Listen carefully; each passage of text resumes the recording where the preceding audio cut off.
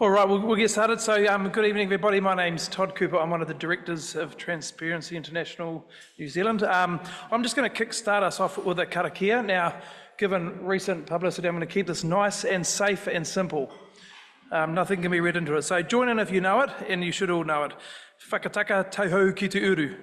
Whakataka taihau ki te tonga. Kia mā kina kina ki uta. Kia mā taratara ki tai. He ake ana te atakura. He tia, he huka, he hauhu, tihei, mauri ora. So welcome everybody. So again, Todd Cooper, really it's a great privilege to have you all here for our annual AGM.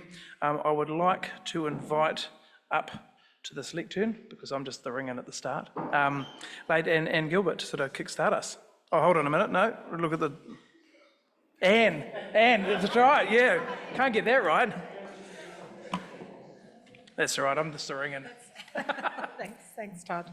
Look, good evening, everyone, and reiterating Todd's welcome. So nice to have you all here as we join together for Transparency International New Zealand's 2024 AGM. Welcome, Debbie. That's fine, perfectly fine. I came in from the airport and it took a lot longer than it normally does. Okay, so look, we're really pleased tonight to have with us Duncan Webb. Now, I didn't Google, I'm sorry. Is it Dr. Duncan Webb? It is, it can be. Dr. Duncan Webb, MP. And Duncan is the co-chair of GOPAC, which is the Global Organisation of Parliamentarians Against Corruption, with Katie Nimmin from the National Party. And Duncan has flown up here especially tonight. He and Katie sponsor us here tonight. You have to have an MP sponsoring you in the building. And Duncan has flown up especially to be with us tonight. So I'd like to ask Duncan to come and say a few words on behalf of, well, parliamentarians, I guess. Kia ora, Anne. Thank you for that, and tēnā koutou katoa, everyone. Look, it is a real pleasure to be the MP who is your host alongside Katie Nimmin, and I do want to recognise Katie because I do think when we come to questions like this, it's no good having one party or one side of the House sort of hammering away. We've really got to get some agreement on this, so very happy to work with Katie on the issues of transparency and corruption, and just recognising the really important work that everyone in this room does and that Transparency International does here in New Zealand and internationally. I am a huge advocate for transparency, accountability and integrity across government, and I think in New Zealand our biggest risk to date has been complacency. We think that everything's just hunky-dory and fine because we're all New Zealanders, it's such a great country, nothing's going wrong, and well, we slipped, we know that. We are not top of the tables anymore, and if we don't pay attention, we will slip further. We absolutely will, and I think that's something we should be deeply concerned about. I do think that the complexity of the world around us is a challenge for integrity and transparency and accountability. And I think the work that everyone in this room does to bring to the fore these issues to any government around, and I think beneficial ownership is one of those things which we've got to look at very closely at the moment, because we're laggards internationally on that front.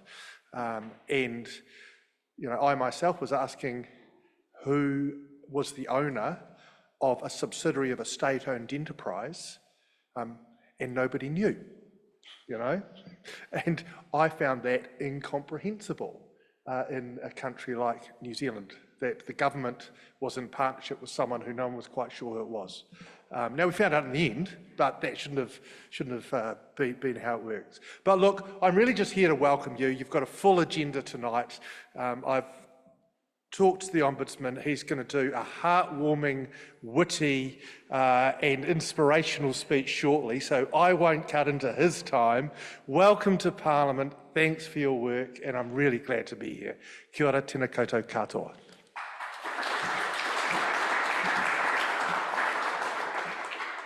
Thanks very much, Duncan. Look, can I just start by welcoming our patron, Dame Patsy Reddy. Very nice to have you with us. You've had a bit of a hard time this past couple of years. So it's very nice to see you, and you're looking quite relaxed. Quite relaxed. The Northern Tour's finished.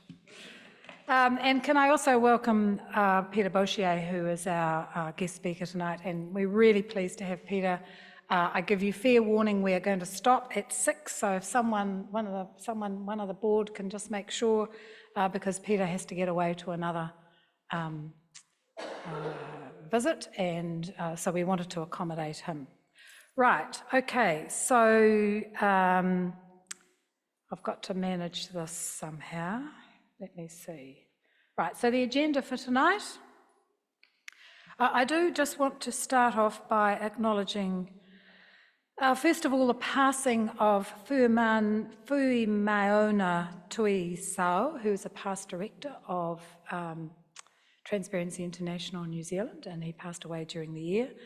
The reason that we don't have our lovely Chief Executive, Julie Haggie, here tonight is that she lost her brother on Sunday.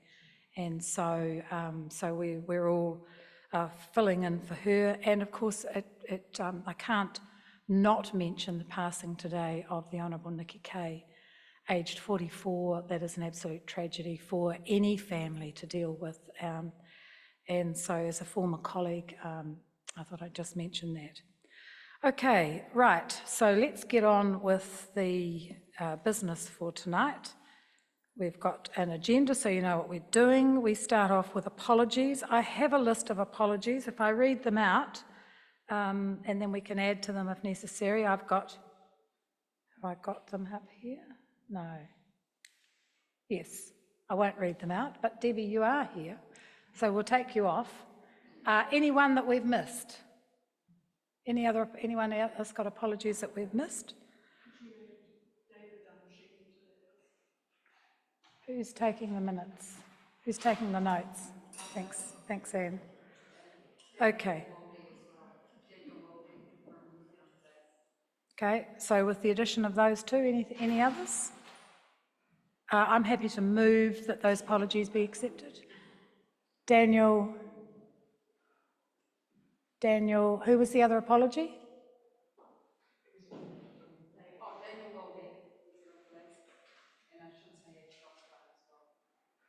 Can you just make sure that we get a note of those names?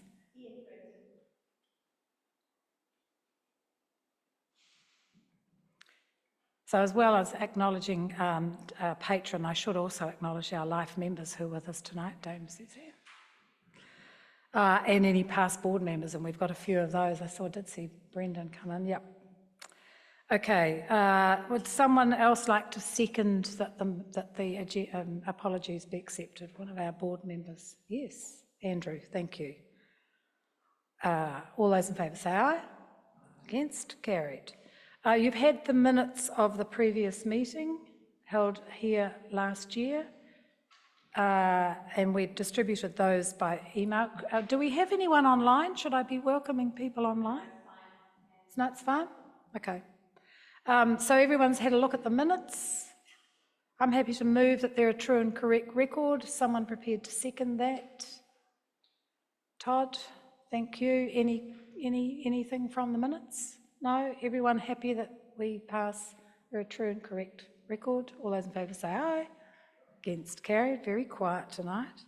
Okay, financials. Now, where's Liat?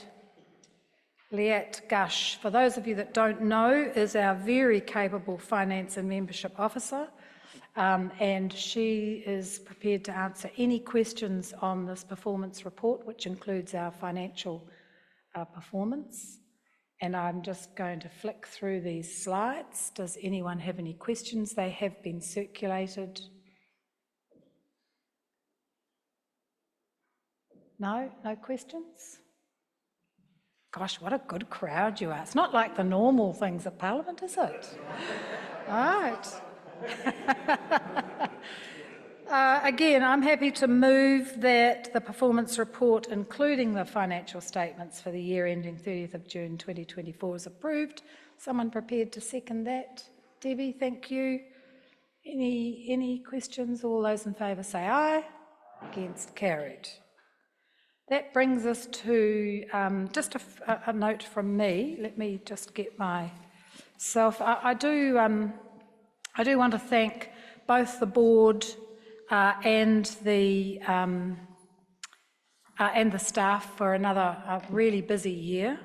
I guess trying to keep it tight. The highlights for me from 2024, first of all, was the release of our first NIS report by Simon Chappell into research on whether New Zealand's public agencies have the capacity to counter corruption. And for those of you that are interested, that is on our website. You can get access to that.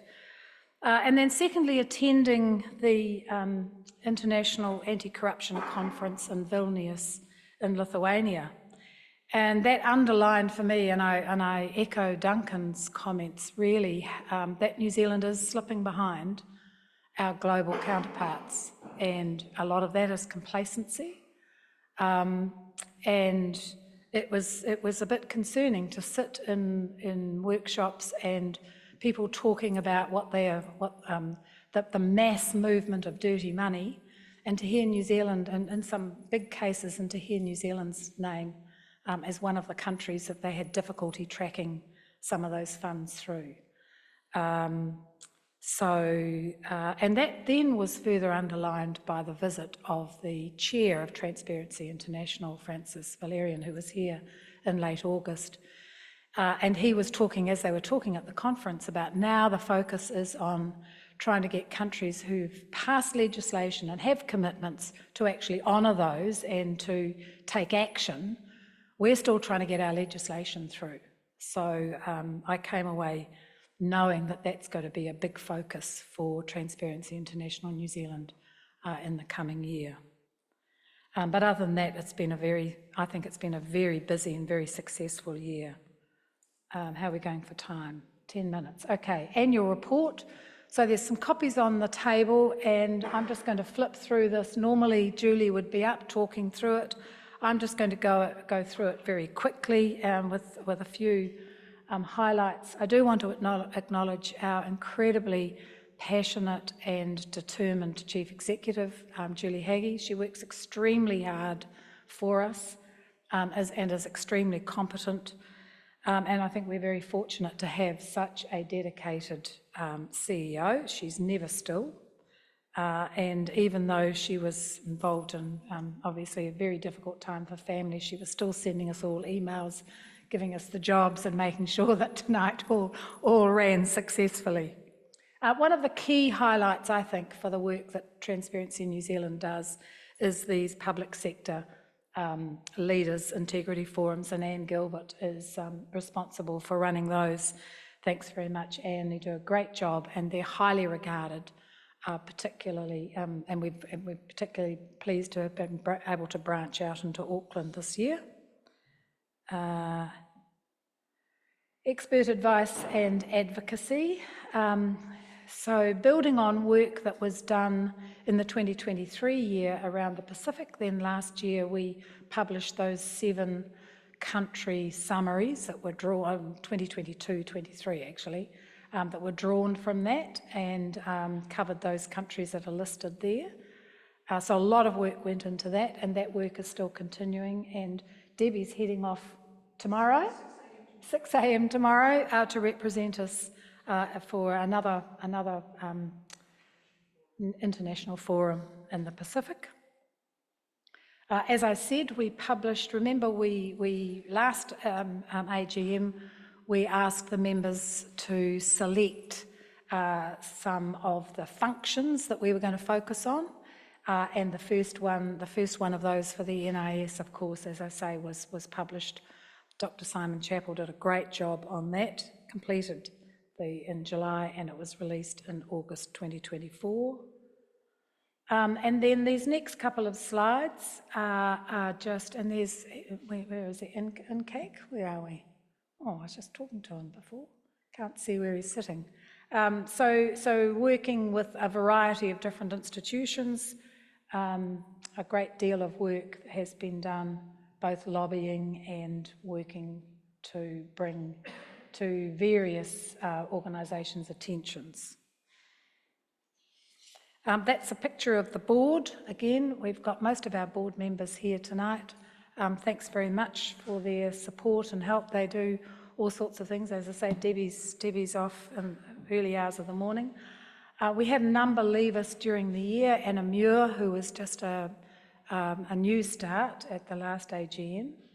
Anne Webster has been a member of TINS forever, and was just a fantastic contributor to the work that TINS has done over the years, and we were very sorry to lose her.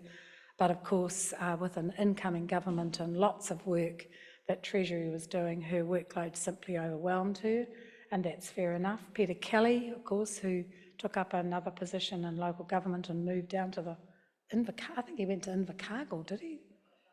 Otago? Otago region, obviously, he's far too sensible to go to Invercargill. And we lose John Hall, who is his 9-year tenure on the board is up.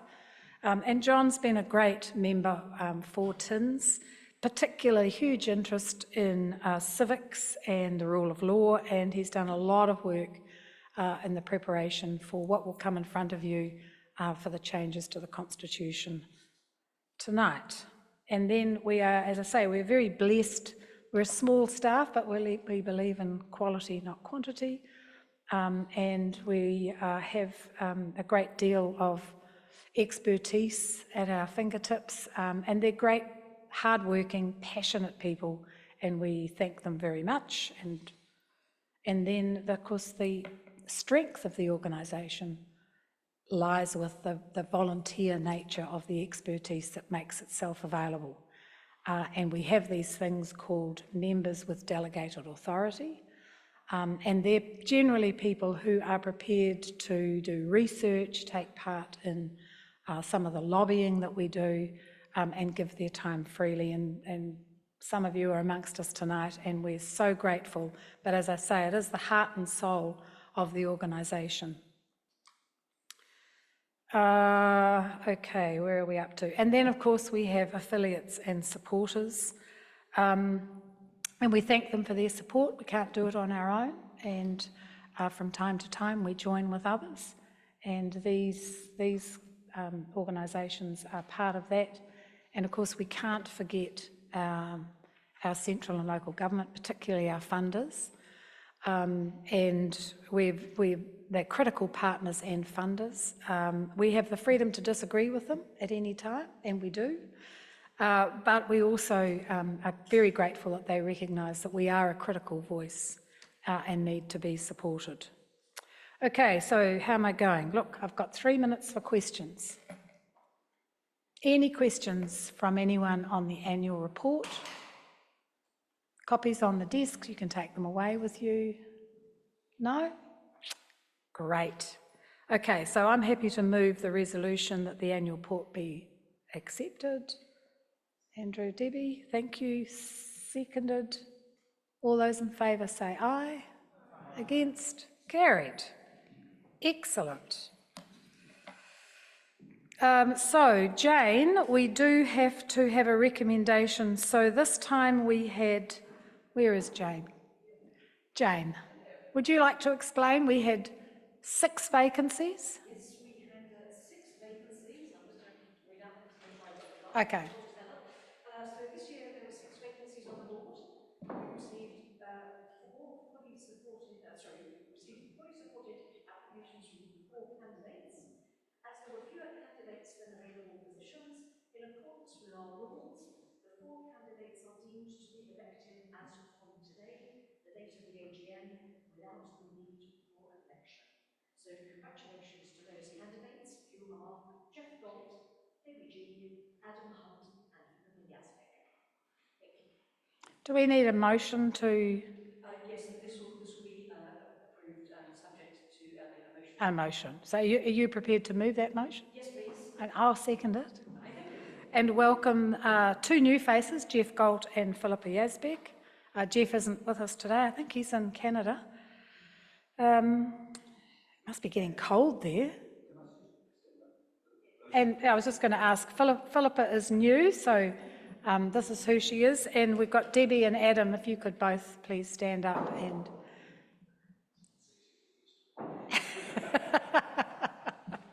who are being re-elected onto the board. Thank you very much. I think they deserve a round of applause.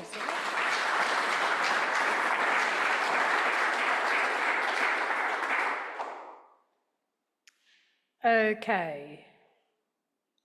So that brings me to our guest speaker, and as I say, we are very pleased to have with us tonight a man who was born and educated in Gisborne, which is very dear to my heart, Peter.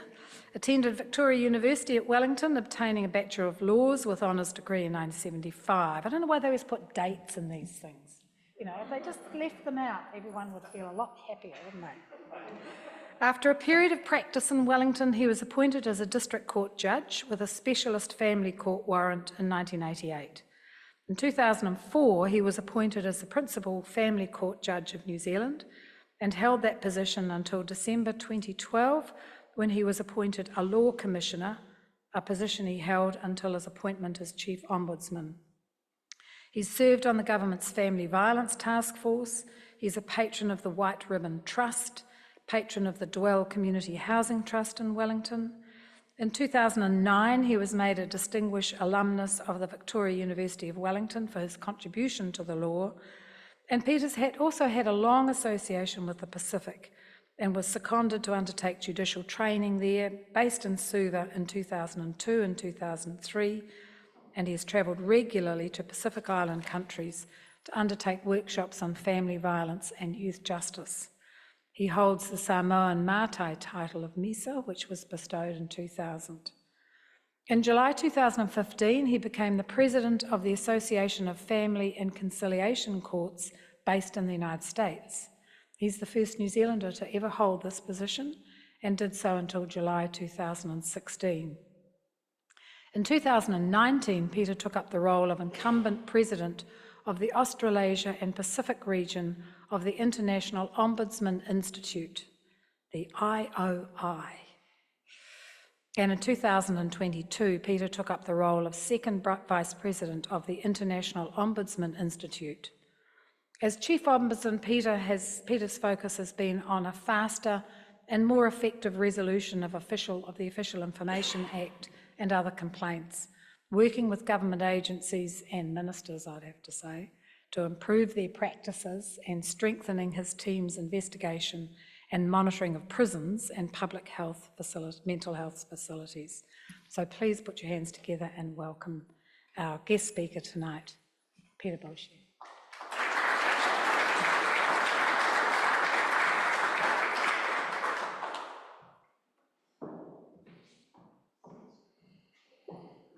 Well, ngā mihi nui e te pōnei kia koutou katoa. This is a special place for us to be able to meet tonight, and it's a privilege to be here. Duncan Whitty, I think that's more you than me, but what I would like to most do is to be interesting, and I want to be just a touch provocative. I want to start off, though, with some acknowledgements, and I too want to acknowledge the Honourable Nikki Kay. And I remember at the start of COVID, when we needed MIQ facilities, Nikki fiercely advocated for some of her constituents in Auckland when we were talking about MIQ facilities. And I just happen to remember her as being courteous, principled, and very stoic. I want to, of course, acknowledge you, Dame Patsy, as a very important person in this room. To you and Tolly, we've had a long association in a number of respects, and to be able to compare notes for a minute about local body politics filled me with joy. I want to also acknowledge Debbie, you, all of the board members of Transparency International, Suzanne, I have to, of course, acknowledge you. You have been a driving force in transparency, and you've really pushed our interest in this area. Lynn Provost, former colleague as an Officer of Parliament, a very warm greeting to you, and it's good to see you again. And to the Honourable Duncan Webb, who is the co-host tonight. Now, if I haven't mentioned everyone, I just wanted especially to pick out one or two who I've had so much to do with. I'd like to talk about the Official Information Act, and the reason is it's one of the acts that causes the most angst and the most difficulty for me. When I wrote what I wanted to say tonight, it's been diluted a bit by my office because they don't like me to be controversial. It's the role of an Officer of Parliament to steady the ship and not be too outlandish. But what I would like to say is two important things for Transparency International and the Official Information Act, and that's why, Anne, it was good to receive the invitation to talk tonight. Transparency International is about transparency and what it leads to, and I think that is honesty and accountability. And those countries that seek to not have information available often are doing it to hide corruption and to hide abuse of power, and I think that's right. So it's really, really important, and in terms of our democracy, I think it's really good that we have the Official Information Act. Just to remind you, and the point about age, which you mentioned, you're absolutely right. Those of us that are old remember the Official Secrets Act, and some of us in Wellington, then lawyers, remember the trial of William Such, who, and you'd remember Patsy, in his raincoat meetings, allegedly Russian spies in the Aro Valley, how things have moved on since those days. So what I want to do tonight, and Duncan, to pay you respect as well, you're one of those members of Parliament in select committees that I prepare for, because you have done your homework and you do ask good searching questions. So to have two former ministers here tonight appeals to me, because if I'm brief enough, you'll be able to comment on what I want to say. So the Official Information Act. Now, if I've been concentrating, I push this one. Let's go back to what this act is about. And I've highlighted some things just to make the point. So this is what the title is: to make official information more freely available, to provide for proper access by each person to official information relating to that person, to protect official information to the extent consistent with the public interest and the preservation of personal privacy, to establish procedures for the achievement of those purposes, and to repeal the Official Secrets Act. Then it goes on to say purposes. The purposes of this act, and I want to pause and slow down because this is the real point I'm wanting to make, consistently with the principle of the executive government's responsibility to Parliament to increase progressively the availability of official information to the people of New Zealand in order to enable their more effective participation in the making and administration of laws and policies, and to promote the accountability of ministers of the Crown and officials, and thereby enhance respect for the law and to promote the good government of New Zealand. And then you'll see it has something as to protection of some information. And just finally, the principle of availability. The question whether any official information is to be made available, whether that question arises under this Act, shall be determined, except where this Act otherwise expressly requires, in accordance with the purposes of this Act, and the principle that the information shall be made available unless there is good reason for withholding it. And I guess one of my provocative questions is whether some are reversing the onus here and not releasing information unless they absolutely have to. And I fear that there are cases when we are seeing that. So much for the law. Now, this is where I want to get on to. There are essentially two practitioners in the official information scheme. The first is what I'll call respondents. That is, in terms of my Act, 4,000 or so agencies, plus ministers' offices who hold information. A lot of agencies, everyone from the Southern Otago Rabbit Control Board through to the Treasury. There is a huge number of agencies. The other side to the equation are the requesters, the people or organisations who ask for access to this information, and it's widely represented: media, opposition, community groups, a lot of academics, and so on. And the third player, if I can call myself a player, is the referee, the ombudsman, to monitor, guide, educate, and if needed, pull out the red card. Now, I'm not going to talk about withholding grounds and technicalities. I thought in the short time I've got, I'd just like to talk at the high level. And I do want to be a bit provocative because I've seen a lot, and as I near the end of my term, it's quite good to do a little bit of reflecting and a bit of asking. And I'm just not sure that the purpose of this act is to the fore. I think it almost needs to be in neon lights, flashing, as both requesters make their requests and as respondents answer to it. And I just wonder whether the act's being worked as it should have been. So with ministers and agencies, what I'm seeing particularly in agencies is slowness and delay. Instead of things just getting out the door, they get out the door at the last minute, if at all. Why? Well, I think there are these reasons: poorly resourced agencies, and it may get worse.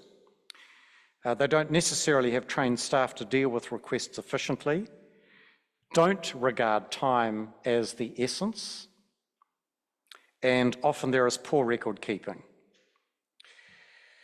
So we just changed to this, and it's good to have the odd cartoon, you know, it just lightens the show up a lot. We have done a lot of reports talking about whether or not there is gaming of the Official Information Act and whether things are occurring as they should. So just recently, I have been critical of one or two ministers in relation to the supply or non-supply of information, and you don't do this lightly. As an officer of Parliament, Lynn, you are very careful before criticising a minister or a parliamentarian. But I think if a role has been transgressed, I should not be shy in saying so. So just in terms of this particular highly publicised one, this troubled me for all sorts of reasons. One of which is a lawyer, and there are many lawyers present. Part of my opinion in relation to a number of material that related to this particular matter was this: the Act says that a minister has got to hold the information. That's an expression that's nuanced. The minister, in fact, received a document she didn't know where from, and the advice of my staff was that she didn't hold it because she didn't generate it and didn't know who had generated it. She relied on it, but the advice to me, and I squawked a bit, was that nevertheless she didn't hold it. So the Act can get technical and I think difficult, because all I often want is information that should be out there to get out the door. So what I'm looking for in terms of, we'll just move on to this.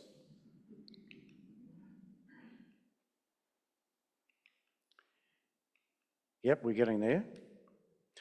I want to have a bit of a look in this slide and to cover a few aspects to you about what I think the Official Information Act should be trying to do.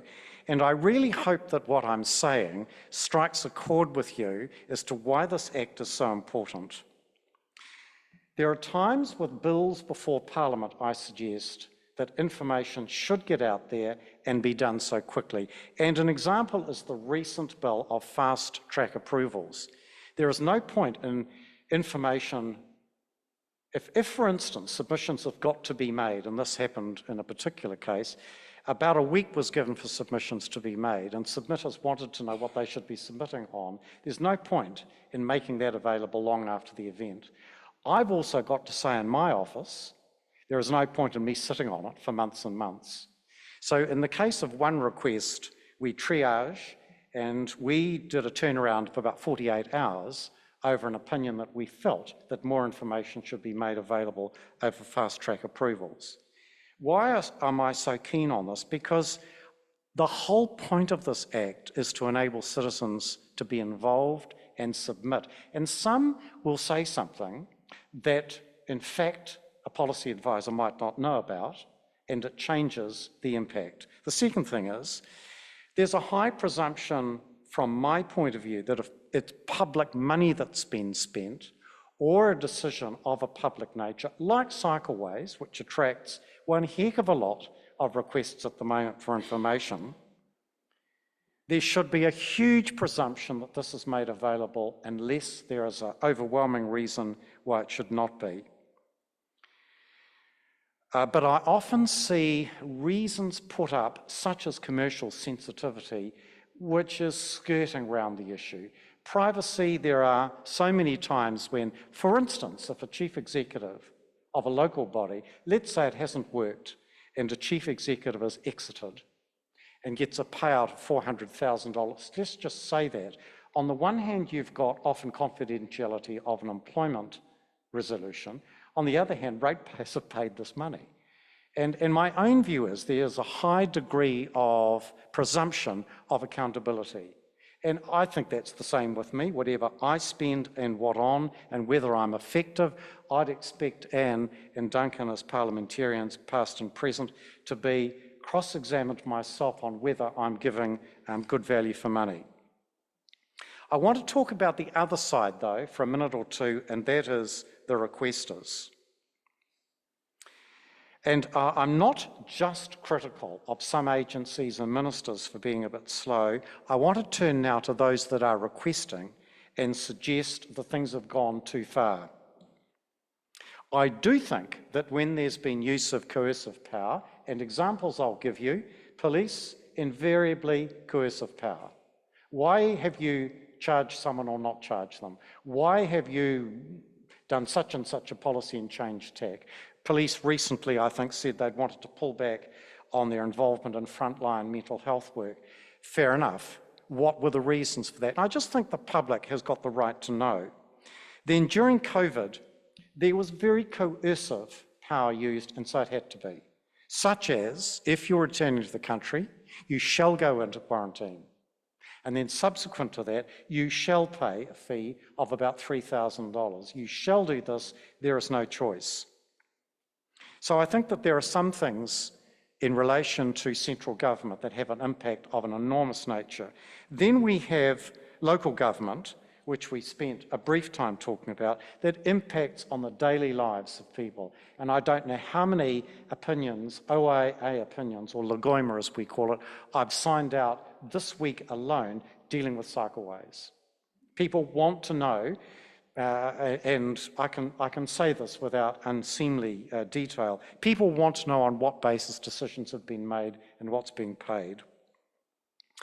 I want to talk about an agency in particular because I'm really concerned, and I feel that I should, and it's Health New Zealand. So Health New Zealand's been receiving an ever-increasing volume of requests since it was established 2 years ago. Just in the last 6 months, it's received over 1,500 requests for information. And the question is why?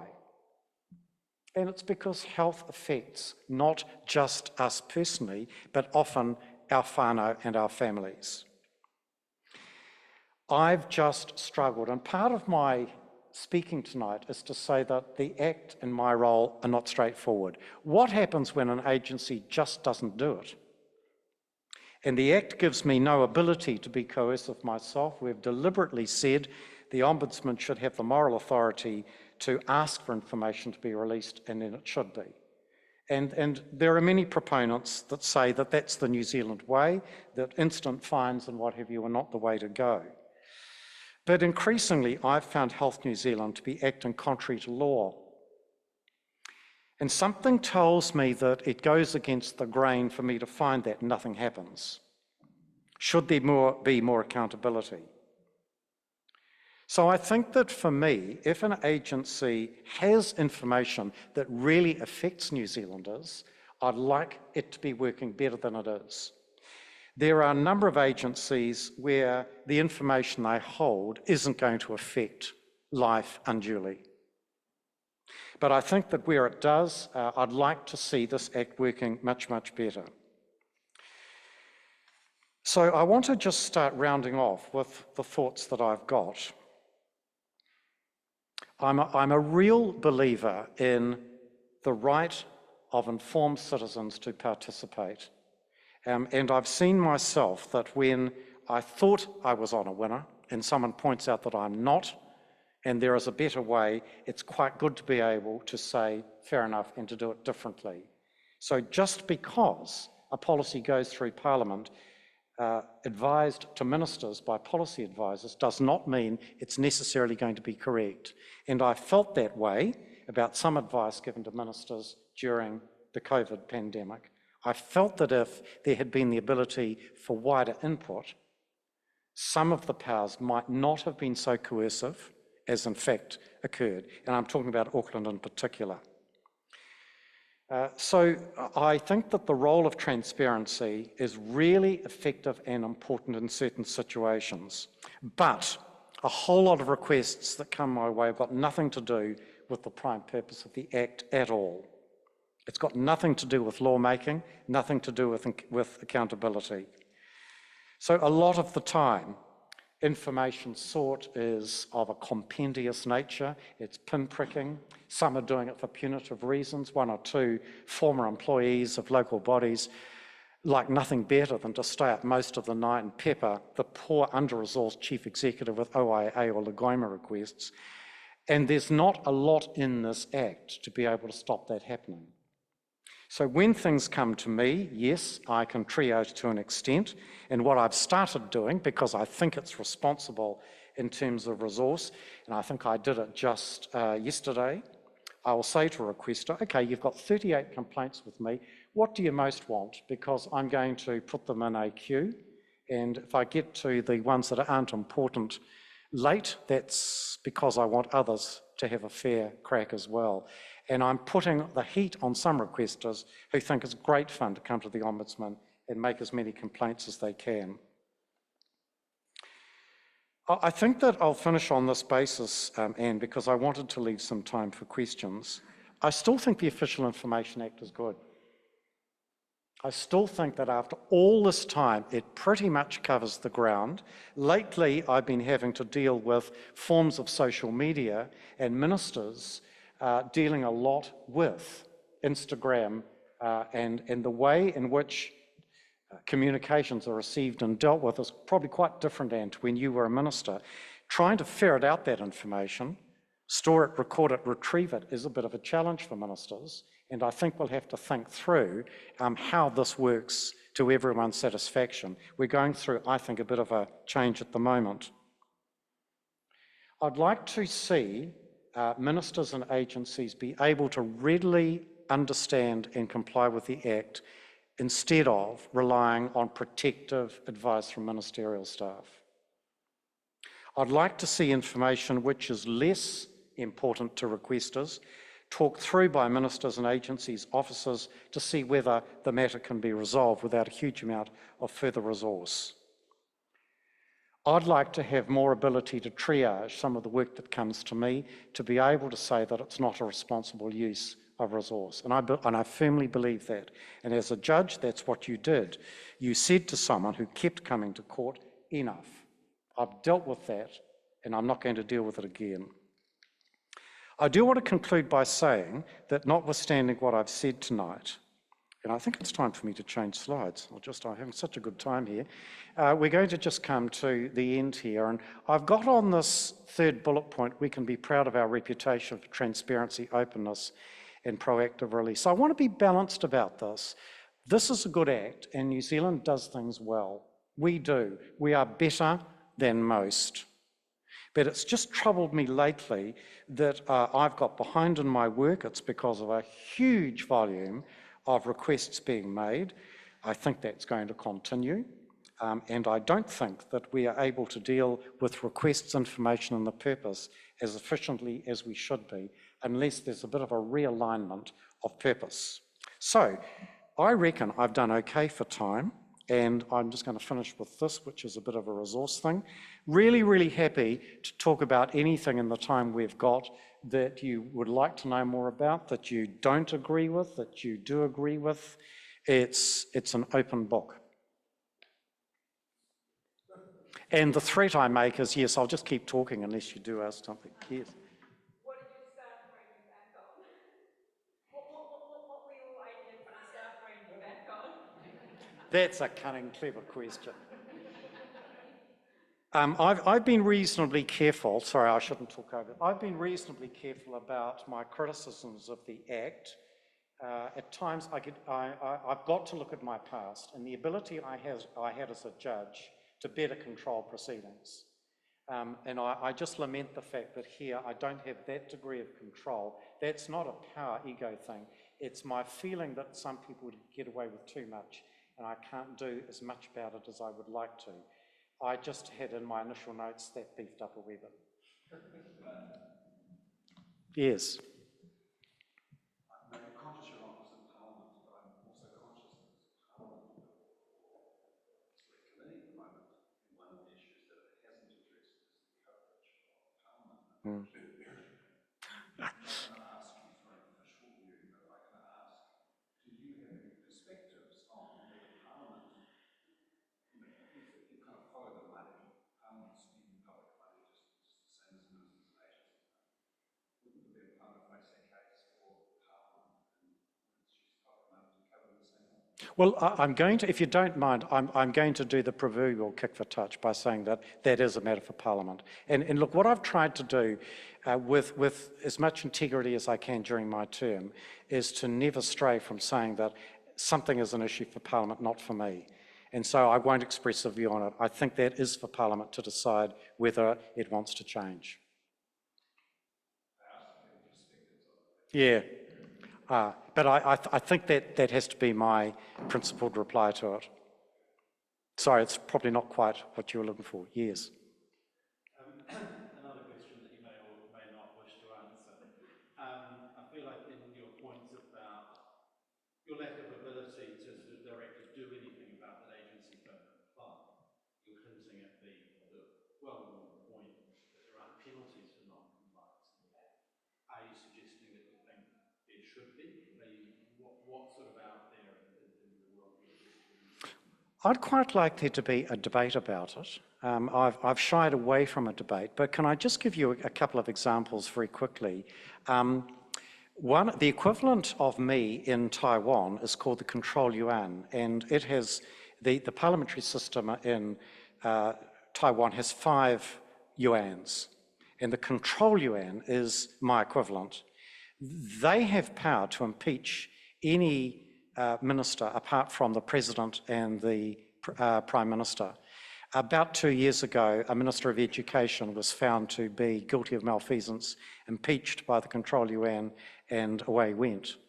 I hadn't been in the Ombudsman world long when a very, very regal Ombudsman from Pakistan got up and said that once he'd made a finding, the finding was transported to the civil court, and to breach it was a contempt of court, and he reflected that someone had just gone to prison for 3 months for not complying with an Ombudsman recommendation as a contempt.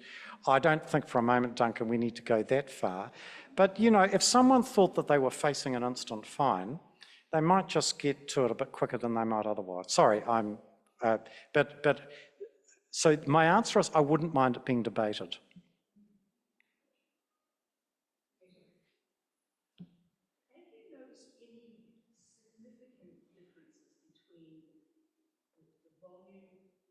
Nature of OIA requests versus employment requests, and so what are they? I believe, Alex, who's one of my assistant ombudsmen, I'm tempted to say the proliferation has been in central government, not local government. I think that's what I'm inclined to say. So that's the first thing, Debbie, but I do want to say, if you don't mind, that since the passing of the revised Protected Disclosures Act, my protected disclosures intake has tripled. So I have shot up to over 300 per annum, and I think that's only going to increase. Why? Well, people know now that there is a confidential source to go to or recipient, and that there won't be retribution. Whereas I think previously a number had felt that there might be if they went to their agency head. So most of my work in official information is central government. To the extent that there is Lagoima, I haven't seen that same increase. Peter, would it be fair to say, though, I mean, much of central government's work is done in the cabinet room, which isn't in the public eye, whereas local government, much of their work is actually in the public eye. Yes. So I take the point, and look, can I just say, in fairness to local government, when I did my report Open for Business, criticising some councils for not being open enough in their use of workshops, there was a really, really good response to it. I'm most concerned, Anne.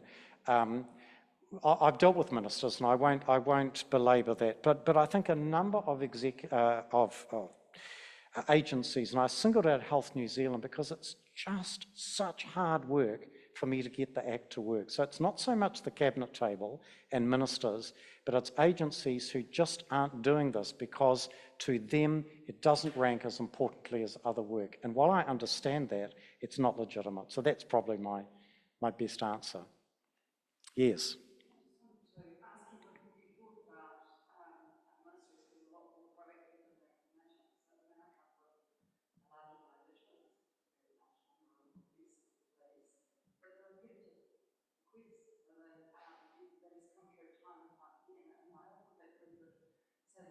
Yeah. Yes. Yes.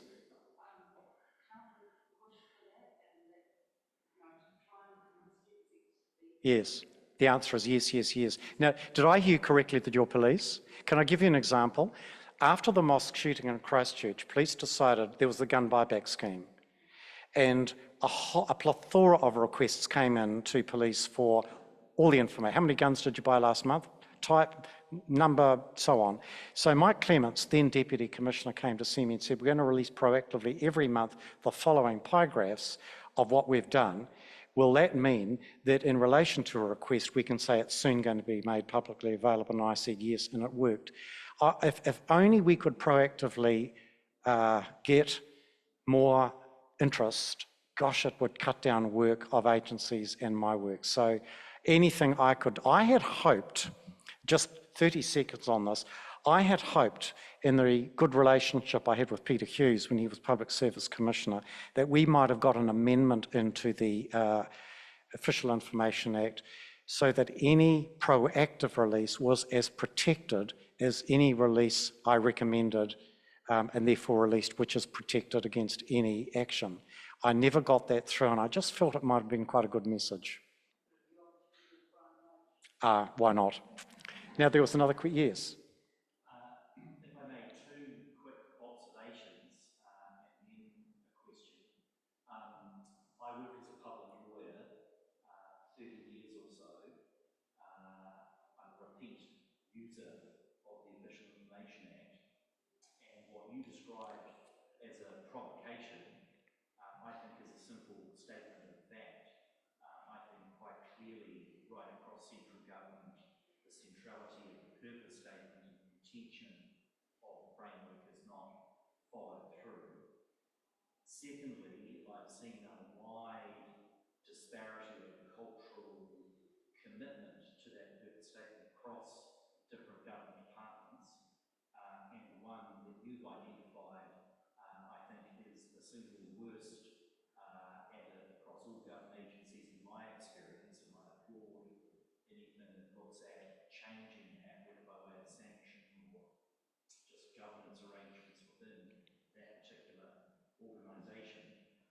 But my question, and I don't know, sir, if you can go back to the purpose statement in the legislation that you get up here, but that is missing for me, that I think would improve the legislation, is it doesn't draw out explicitly the importance of transparency for the quality of public decision So it's got in there, you know, enabling effective participation, etc., etc. It's implicit in accountability, it's implicit in effective participation. You touched on it in terms of the fast track bill, and there may well be stuff that officials don't know.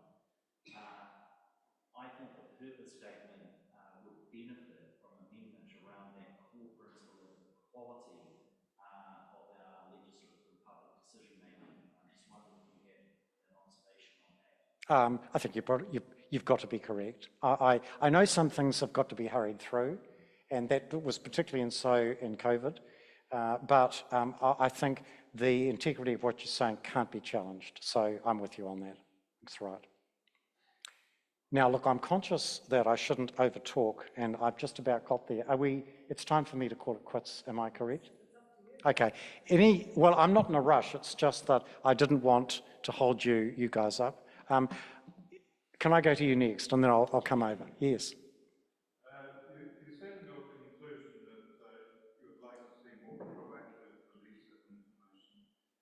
And my observations in coming back to this country is that basic statistics and the availability of those is very restricted, and a lot of the information that is being withheld or released only on official requests is objective information which could easily be actively released. Do you have any thoughts on how you would frame any requirement to make more of those basic statistics available proactively? Because that would then focus official requests on the more meaningful aspect of what's the reason behind this and what's the purpose and so on. Well, again, I'll be careful, but this is my reply to you. Sometimes getting legislation amended is a very, very thankless, long task. So quite often I've tried to get to where I want to get other than suggesting legislative change. What I have proposed previously is that KPIs of chief executives have built into them such things as proactive release and timeliness under the OIA. Now, recently I had the task of looking at the request of Public Service Commission at the basis upon which chief executives would be remunerated. So it's quite complicated and I shan't go into it, but I wouldn't mind being in there this principle of availability, proactive release and timeliness. And it may just be that some would reorganise their offices to do it better. So that's probably my best reply. Now. Well, yes, thank you. There's just a question on a couple of your slides. So this one here talks about increased progressively the availability of official information. And your last one you talked about, on balance, that we do it pretty well, the public sector. Also, that we can't be complacent. Are you concerned or are you seeing any sort of impacts on the public sector cutbacks, in particular at back office and comms level, and our ability to be able to support the requests that are coming in? Well, again, I'm going to give a measured response to that for reasons that you'll understand. I think that what agencies are going to have to be really careful of, and I'll give you an example of police, and I want what I'm saying to be absolutely apolitical. If police, for instance, wanted to put much more emphasis on the front line and less on the back office, that can't be at the expense of compliance with the OIA, whoever is going to do it. So however reorganisation will occur by agencies, and as you know, and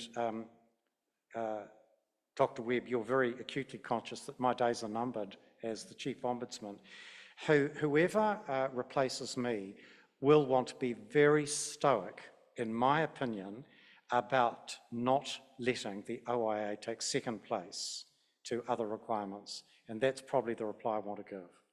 And they'll need to be vociferous and clear about it. Otherwise, we will drift back.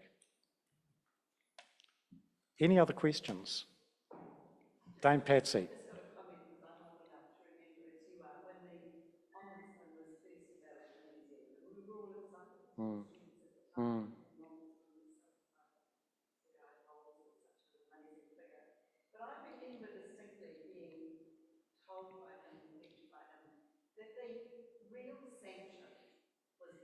named and shamed, that people would do the right thing if they were named and shamed. And you're doing some of that. I mean, you did it tonight about New Zealand. So I'm thinking, why doesn't that matter anymore? Is it because it happens so often nobody cares? Or is it because we actually need our leaders, whether it's Brian Roach or indeed our ministers of the Crown, to actually say they will take notice of? So I don't expect you to comment on this, but I do think it's something that, you know, in all organisations, good governance comes from the top. And if the people leading aren't going to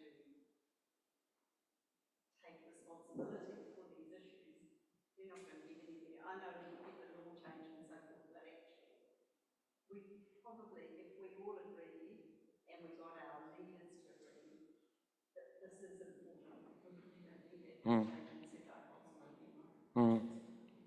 Yeah, you're right. Well, all I want to say in response, apart from a somewhat platitudinous, I agree with everything you say, is that I've wanted us to be more public, and we have been. In the days when Sir Guy was the first Chief Ombudsman, everything was done by letters. There was no social media, there was no email, there was no nothing. And now we've taken the view that if we are going to criticise Oranga Tamariki for yet another failure, we've got to get up and say so. Now, that doesn't go as far as your point, so what? What's changing as a result of the Ombudsman's findings? Well, I always pull back from saying that heads should roll because that's not my job. But I do think we've got to get right to the line of saying this is so unacceptable that someone's got to be accountable. And I believe that, otherwise you're right, we just do carry on. There'll be another Malachi Shoebecks murdered at the age of 5 by a caregiver because an agency didn't do their job. And that's why I think that the role is one that's got to be seen as having huge moral authority. How more we do it, you'll all have your views on that, but thank you. Did I see another question? I think we're pretty good, thank you very much. And look, just as I conclude, thank you for this. It's been a long relationship with Transparency International, and the integrity fora that you do are just so valuable, and thank goodness for Transparency International, and thank you for stepping up into your role and giving it the mana that it deserves.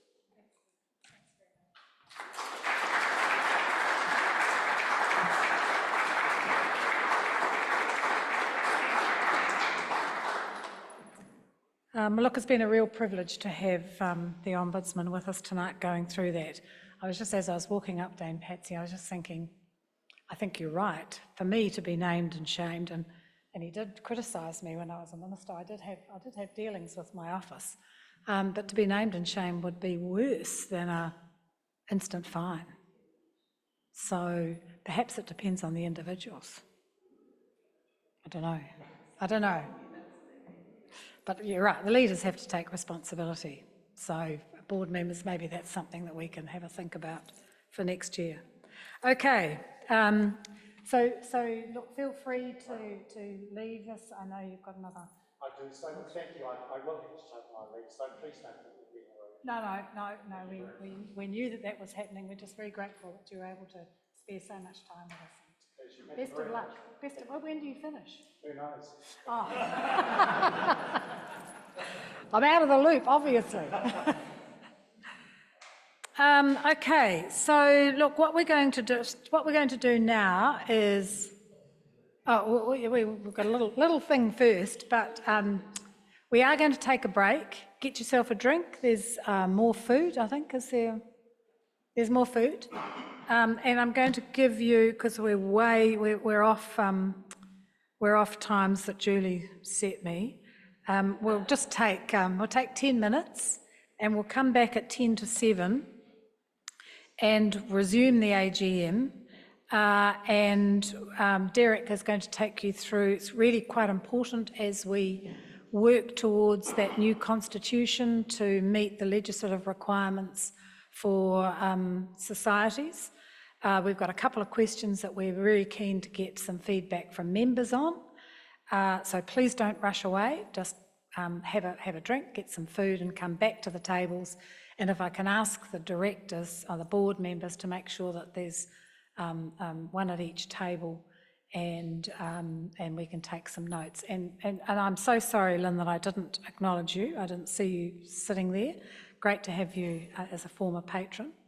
And I also didn't say, of course, Dame Patsy, that as a former Governor General, it's really special to have you as our patron. I was more thinking about rugby, obviously. Okay, so we're going to. I'm going to. He's got a thing to do.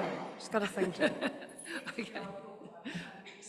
So it gives me great pleasure in acknowledging the old saying that if you want something done, ask a busy person, and I think this applies to the next two people I have to thank. First of all, our grateful thanks to our wonderful chair, Anne Tolley, for leading us, and particularly during the time when you were also doing your stint in Tauranga. I'm sure you're also very busy now, but I know that was a particularly crazy time, and we really appreciate your time when you were doing that. So I'd really like to thank you.